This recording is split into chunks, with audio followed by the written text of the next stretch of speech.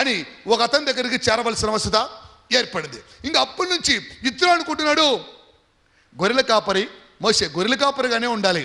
మోషే అనుకుంటాడు, నేను గొర్రెల కాపరులుగానే ఉండాలి అని. మోషే భార్య అనుకుంటుంది, నా భర్త గొర్రెల కాపరే అని.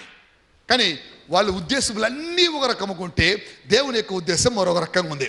40 సంవత్సరాలు అక్కడ, 40 సంవత్సరాలు ఇక్కడ కాలం గడిచిపోయింది. కానీ చివరి ఈ 40 సంవత్సరాల్లో దేవుని యొక్క ఉద్దేశం స్పష్టంగా కనిపించింది. ఏంటో ఉద్దేశం అంటే, సీనాయి పర్వతం మీద దేవుడు ప్రత్యక్షతనివ్వగా, మండుచున్న ఒక పొద అతనికి కనబడగా, అది కాలిపోకుండా నుండగా, దేవుని యొక్క దర్శనము అతనికి అగుపడగా, దేవుడు అతన్ని పిలవగా, అతడు ఇశ్రాయేలు జనాన్ని విడిపించే ఒక నాయకుడు అవగా, వారిని కానాను వరకు 40 సంవత్సరాలు నడిపించగలిగిన ఒక గొప్ప దైవసుడుగా దేవుడు అతన్ని తయారు చేశాను. అంటే దేవుని యొక్క ఉద్దేశం వేరే, ఫరో కుమార్తె యొక్క ఉద్దేశం వేరే, ఇత్రో మామ ఉద్దేశం వేరే. కానీ